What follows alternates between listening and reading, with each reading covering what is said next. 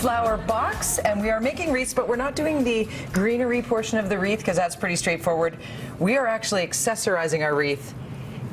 Am I looking at hardware and ginger? Yes.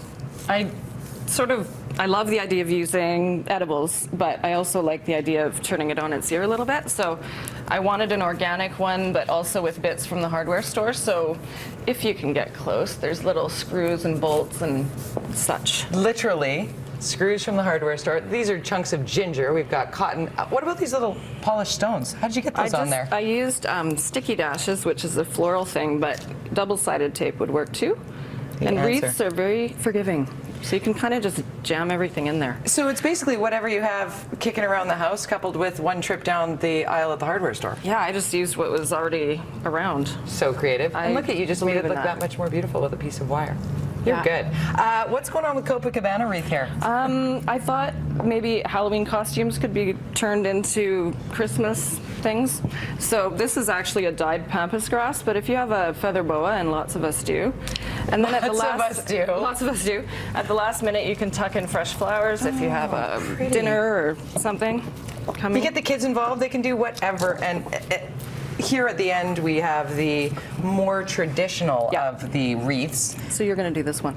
Oh, really? Okay. All right. So I'm going to. So skimmia is a nice fresh, and just jam it in there. Yeah. Red roses are nice. I can do this. What was I afraid of, Sasha? There's fresh apples in this one too. This is what we're most used to. Now, what does the wreath represent? It's always It's always been a communication device. So what's that, whatever's going on in your house, whether it's a birth or a death or a wedding, people have always used wreaths to symbolize what's going on for them. And it was around before the bouquet.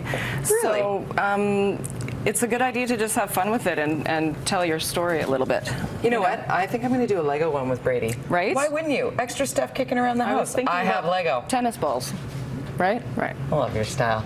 Sasha from the Flower Box with great ideas, and also here to tell us about Christmas on the Drive, which is on tomorrow from 1 to 5 at Grandview Park. So make sure you pop in for Christmas on the Drive. And then get crafty. You never know. You might find something cool on the drive and then go, hey, I can make a wreath out of this. Thanks for this. This is going to go to Russ LeCate. I'm feeling Christmassy here. Thank you for bringing it. Oh, okay, this is for Lindsay. Okay, he can have the one that's like a boa. It's almost like a parade float. Oh, speaking of, let's check in with Dawn, who's checking out the Santa Claus parade floats.